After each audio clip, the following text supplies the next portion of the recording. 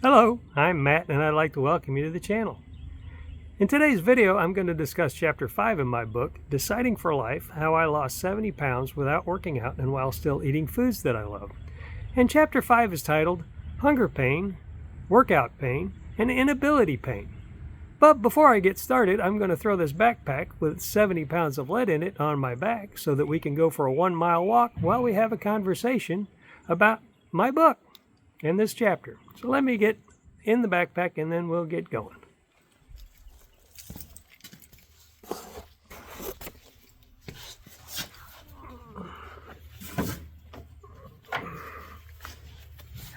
Okay. There we go. But before I get started, let me fix my shirt here. But before we get started, I have to give a quick disclaimer. I'm not a medical professional and I give no medical advice. The goal with my book, Deciding for Life, How I Lost 70 Pounds Without Working Out and While Still Eating Foods That I Love, as well as this YouTube channel, is to inspire you, if you're substantially overweight, to find a healthy way for you to lose that weight so you can feel as awesome as I do. If you see anything in my book or in my YouTube channel that you're interested in trying yourself, ensure that you speak with your doctor first, because something that is healthy for me may not be healthy for you. You may have a medical condition that some of the things that I do that work for me may be detrimental to your health if you do them for yourself. So make sure you consult with a medical professional before you embark on anything that you see in my book or in my YouTube channel. Now on to today's chapter. Like I said, it's a chapter about hunger pain. Oh, I got a phone call. That'll have to wait. Hunger pain.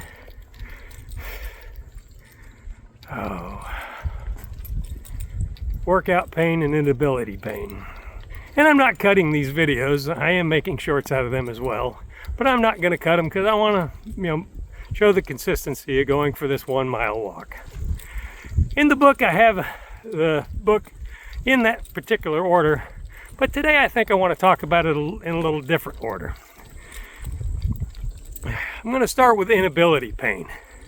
And what I mean by inability pain is the pain that you feel when you're not able to do the things that you'd like to do because you're substantially overweight.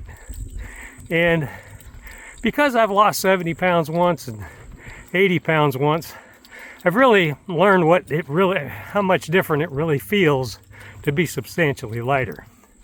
And when I talk about inability pain, it's kind of like, see where my trail is here.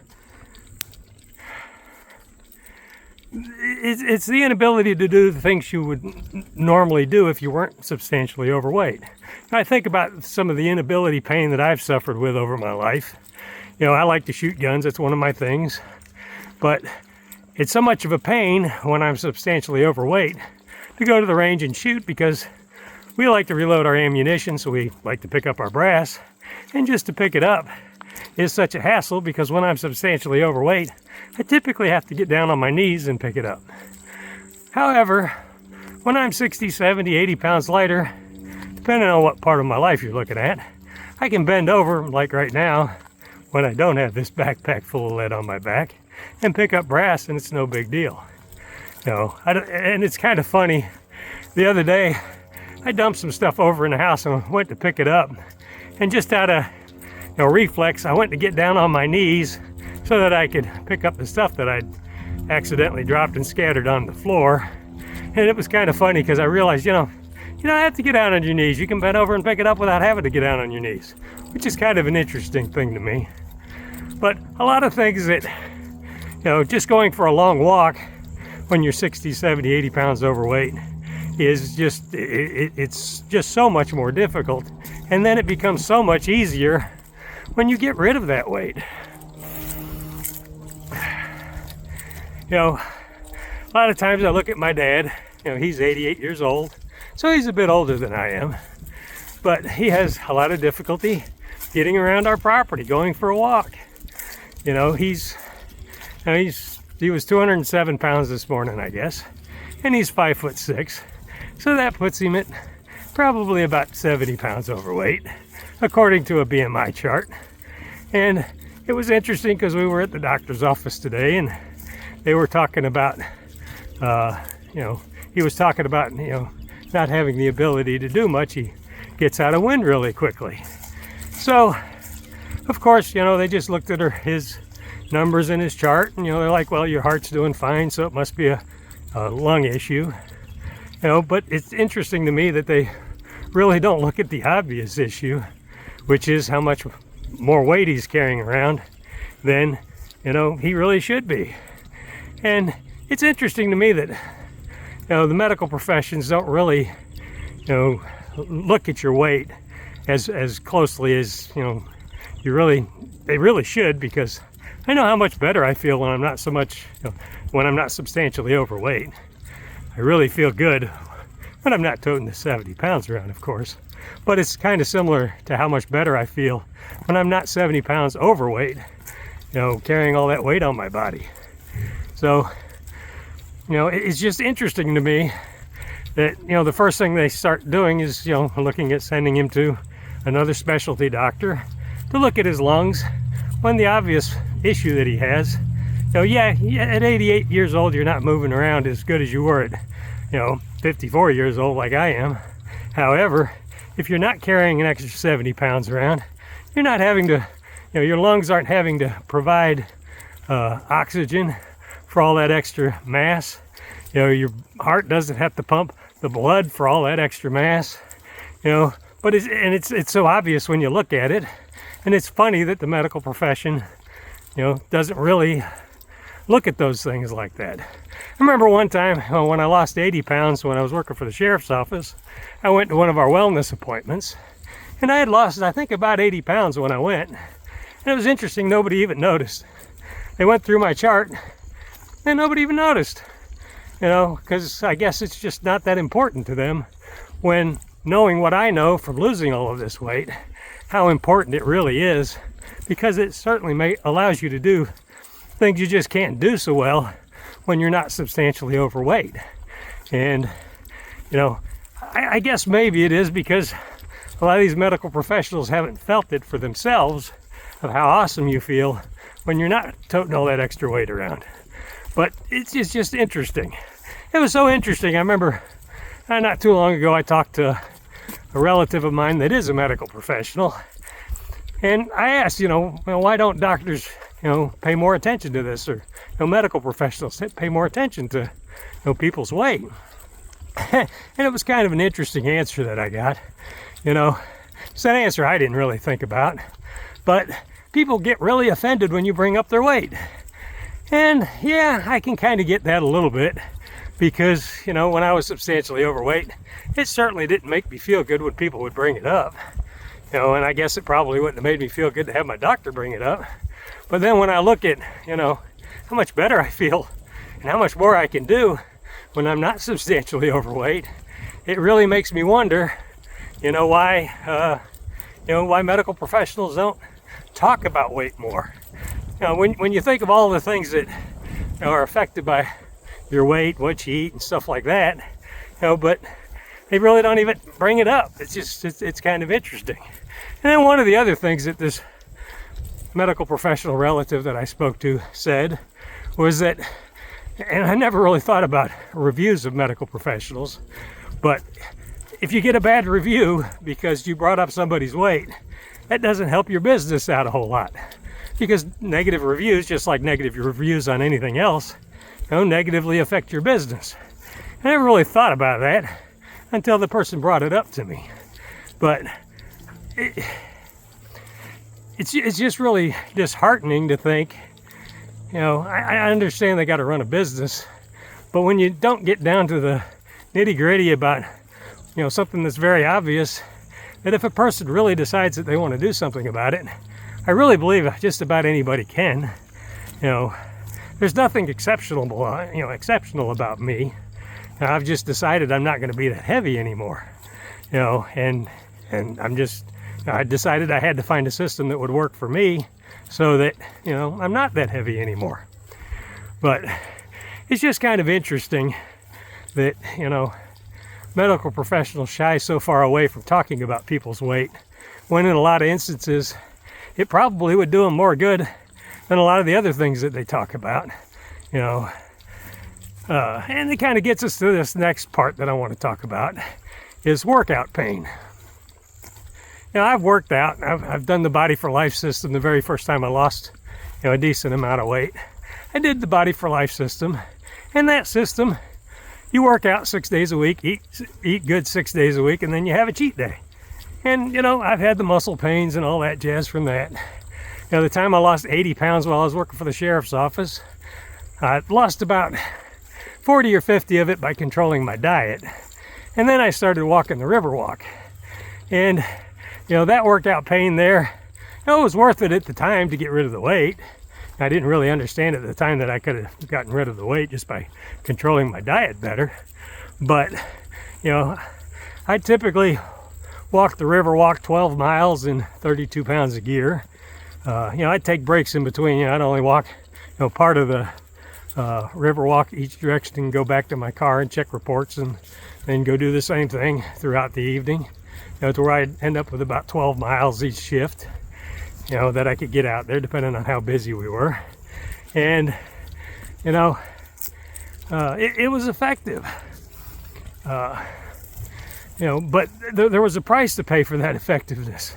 You know, my feet would have blisters all over them because one of the things about stopping back at the car and cooling off a little bit, catching up on reports, is your clothes start to dry out, your socks start to dry out. Well, then once your socks start to dry out and then you start walking again, it really causes blisters pretty quick. And it does the same thing for chafing. You get pretty sore from all your clothes getting damp like that and then going for another walk. So, you know, all of those things, you know, build up the pain. You know, when you're working out, you get muscle pain, you know, and muscle pain's great. It's a good thing to have. Just depends on how willing you are to do it.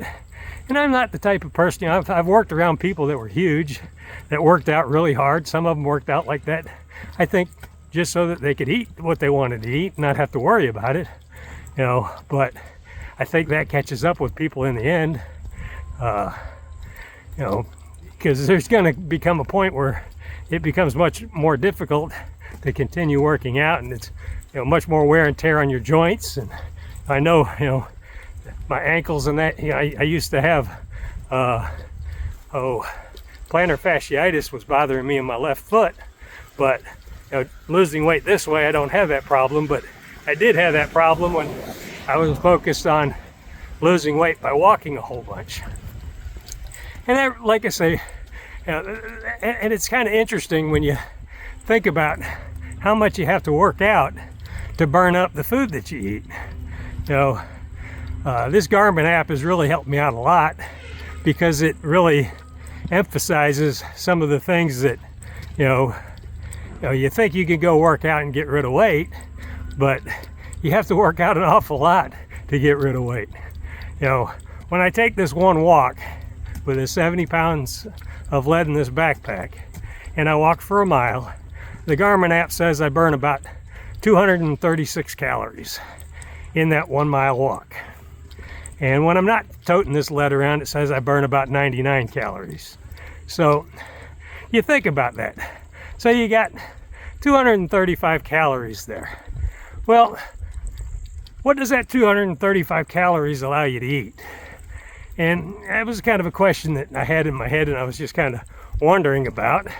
So I asked Grok, you know, for some, you know, typical treats or snacks that people eat. That would be about 235, 236 calories. And it was kind of interesting that a serving of peanut butter is 240 calories. I think it was 2 tablespoons. So in order to burn off that 240 calories from 2 tablespoons of peanut butter, I'd have to walk a mile with 70 pounds of lead on my back. That's really not that appealing to me. So I looked at some of the other things that were about, you know, 230, 240 calories. One of the next ones on his list was a granola bar. You know, you look at a granola bar and see how small it is, but really you think about how small 2 tablespoons of peanut butter are. But your typical granola bar is about 240 calories, is what Grok was saying. Your typical candy bar today is about 240 calories, which is kind of interesting because, is a 1 mile walk with 70 pounds of lead on your back, is one candy bar worth going for that much of a walk just to burn it back off? It's just food for thought. Another common thing that I used to drink Mountain Dew, like it was going out of style. And your typical can of soda is about 240 calories, or your typical 20-ounce bottle of soda, let me correct that, is about 240 calories. So do I really want to go for a 1 mile walk with 70 pounds of lead on my back to burn up 240 calories from one 20-ounce soda to offset that? It's just something to think about. Small typical French fry at a fast food restaurant. The small fry, the little one, is 240 calories on average. And it's kind of interesting to me because that's one of the other things that the Garmin app really showed me is how much difference there is in what my body just burns from existing versus what it burns when I'm doing something physical all day. Every week or so I end up mowing my grass here on our property, and I mow probably about 4 acres, and I work on probably about 40 or 50 trees with a string trimmer on that 4 acres, and cleaning up around trees as well as cleaning up around all of our buildings. And I pretty much spend all day doing that because I really like the property to look nice. But the interesting thing is, versus sitting at my desk for the day where I burn about 1,900 to 2,000 calories if I'm working on the computer, when I spend a whole day out on my property, mowing my grass, I'm using a ride lawnmower, mowing my grass, I use a 0-turn, and then going around, walking around and string trimming, and going around and picking up debris before I get started. All of that walking around and running around on the 0-turn for the day, you'd think it would be substantially more than what it truly is, or at least I would. And for that day, it said I burned 2,615 calories. Well, if you think about that in context of what I just talked about with, sweet treats, if you go and eat, your typical hamburger at a hamburger joint, you're going to have more than probably about twice that. If you go and have a fast food restaurant meal any place, you're going to be at least twice that probably. So it just kind of makes you wonder how much you can truly work out to get rid of the food that you stick in your pie hole. And that's one of the reasons for me, and what I found that works the best for me, is controlling what goes in the pie hole and being very intentional about what I eat and when I eat it. And I did get a question from one of the commenters today asking what my key to my weight loss was. And, I talked a little bit about that. I sent him a reply, and I mentioned that, eating with intention on my, system days, as well as eating with intention on my workout days. So on my system days, I eat with the intention of losing weight, which I do on my system days even when I'm maintaining weight, because that's the way my system works. I go up 6 to 8 pounds every week probably, and I can gain as much as 13 pounds on a cheat day. If I gain that much, I'm not going to be down. About the max I can gain on a cheat day, and maintain my weight's probably about 8 pounds. But my weight fluctuates all week long, and I do keep track of it so that I don't get too out of whack. But that's part of what works with this system. But the system is about making the decision or cutting off any other option and being intentional, making the decision to be intentional about what I eat and when I eat it. On my system days, I'm really intentional. I focus really hard on just eating what I'm supposed to eat so that I can lose weight for the week. And then on my cheat day, I'm very intentional about eating what I enjoy eating, because having that cheat day gives me a day to look forward to. You know, I'm sure it would probably be much more healthy for me if, you know, I could eat good 7 days a week, 365 days a year. But my reality is, my personality ain't gonna work that way. You know, but I have found that as long as I have a cheat day once a week, I'm able to be successful. You know, it took me 9 months to lose 70 pounds, but in that 9 months, I didn't work out at all. I just focused really hard on what I ate and when I ate it. If it was a system day, I focused really, really hard on making sure that, that I ate what I needed to eat to lose weight. And when it was my cheat day, I focused on enjoying that day and enjoying eating the foods that I needed to eat in order to, enjoy my life and be able to continue with the process. Because for me, that's really, really important. You know, if you're a person that can eat right all the time, I commend you. I'm just not that kind of person. So this system that I've been using, what I call my deciding for life system, works very well for me. And it's kind of similar to the Body for Life system, but it's a system that I use without working out, unlike Body for Life. And Body for Life, if you're the type of person that really enjoys working out, I think is an awesome system. But I'm not the kind of guy that really enjoys working out. Oh, so now we're going to get down to the final thing, which is kind of opposite the way I wrote it in my book, but we're going to get down to the hunger pain. Because with my system, I'm hungry a little bit almost all the time. And there are times I am really hungry. But you know what? It's easy to go a couple, 3, 4, 5 hours. And, and then like at night, I don't eat after 9 o'clock at night. And then I don't eat again until, 8:30 the next morning. That window doesn't bother me so much because I'm sleeping. But, or I'm sleeping part of it. I usually go to bed about 11. So, I have my last snack at 9 o'clock. Excuse me. And then I don't eat anything else until, 8:30 the next morning. So, there is hunger in there. And one of the things that really helped me with the idea of the hunger is watching the TV show Alone. Because on the TV show Alone, if you've watched my other videos, or if you watch the show, 10 participants, they get dropped off out in the wilderness, usually in a really cold place, and they don't bring food with them. And they have to, kill animals so that they can eat. All of them that have been successful. I don't think I've found anybody that's scavenged and been successful, or I'm trying to think of the other word they use for it. But they all have to go out and find their meals every day. And they go a lot longer than a few hours, or, let's see, 9 to 8, 11 hours is typically what I do. 11 and a half hours. And they go substantially longer than that. If they're out there very long, they're going to go days without food or without a substantial meal. Some of them go weeks, and if they are successful, they're probably going to go months without, something, substantial to eat.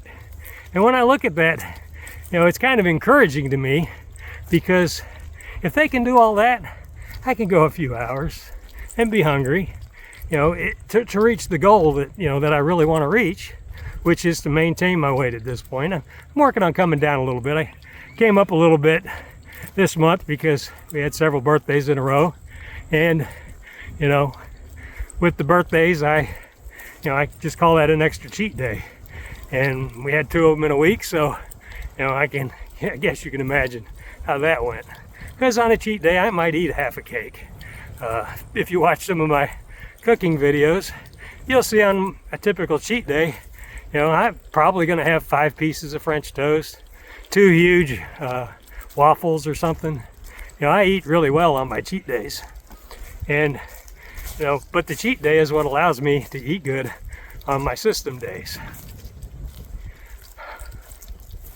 Hunger is a thing that, we as humans, we really don't like. And I can kind of understand, being hungry and eating when you get hungry if you don't have a great supply of food.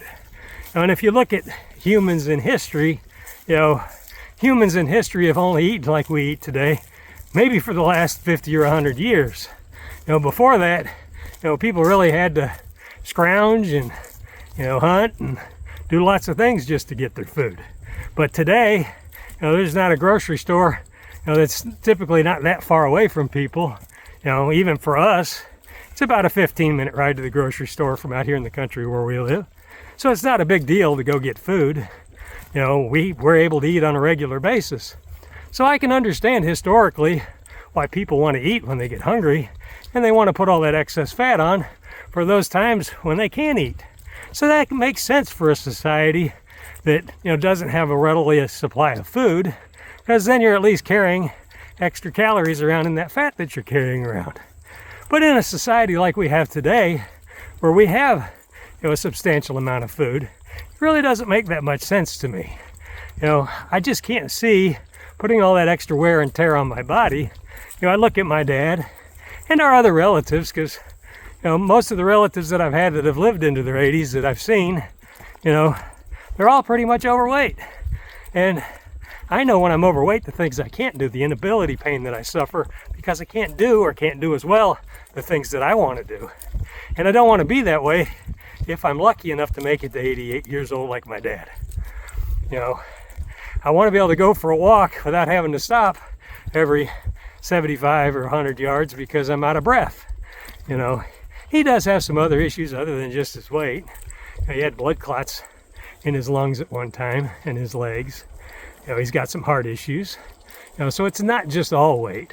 But how much better would he be able to do if his heart, that isn't working optimally, was able to not have to pump all that extra blood for all that extra weight? How much better would his lungs, you know, be able to oxygenate his body, you know, if he wasn't carrying all that weight around? You know, so to me, in my thought processes, I'm not a medical professional.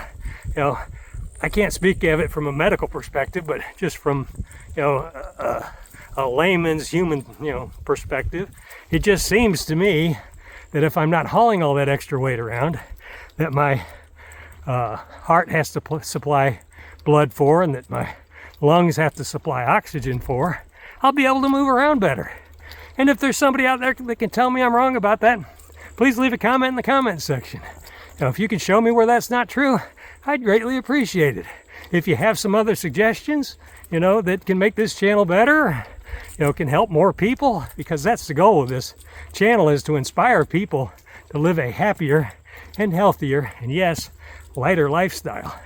You know, if you have some ideas that can help me, you know, help other people out here do that, please leave a comment in the comment section. And just like today's question, I'll try to get to that in my next video. And hopefully pass that information on to as many people as we can, so that maybe we can help more people live a happier and healthier, and back to my saying, and yes, lighter lifestyle. Boy, am I looking forward to getting back to this little building, as for some reason today I'm a little more tired than usual, even though it's cooler out here this morning. So I don't quite get that. But I did just go for a 1 mile walk with a backpack with about 70 pounds of lead. It's, depending on which time I got on the scale, it said 71.8 once and 72 the other time. So, you know, there is that. But I am so looking forward to getting this off of my back. And after we do so, I'll give you a quick closing. Yeah. All right.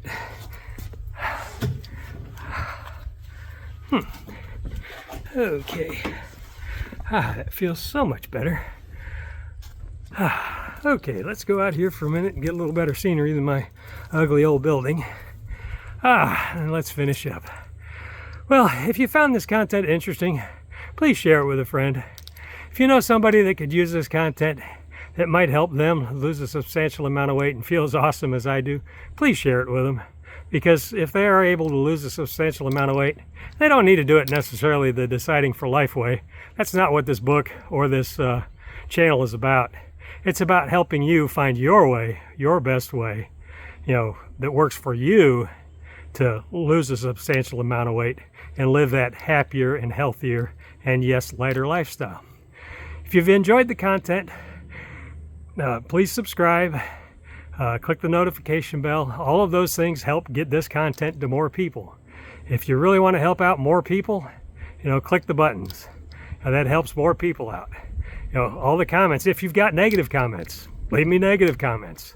I want to hear whatever anybody else has out there to say. I'm open to, things that may go against what I believe. And if you can prove that I'm wrong, I got no problem admitting to that. So leave comments, because that helps push this channel out to more people. And it's not about pushing the information out about me, because I don't care about that. What I care about is inspiring you to become a happier and healthier and, yes, lighter individual, because I know how awesome you'll feel if you can achieve that goal. Or should I say, when you can achieve that goal. Because if you make the decision to eat intentionally, you can, I truly believe, lose weight. I'm not a medical professional, it's just my belief. So thanks for watching, and may you have an awesome and healthier and, yes, lighter day.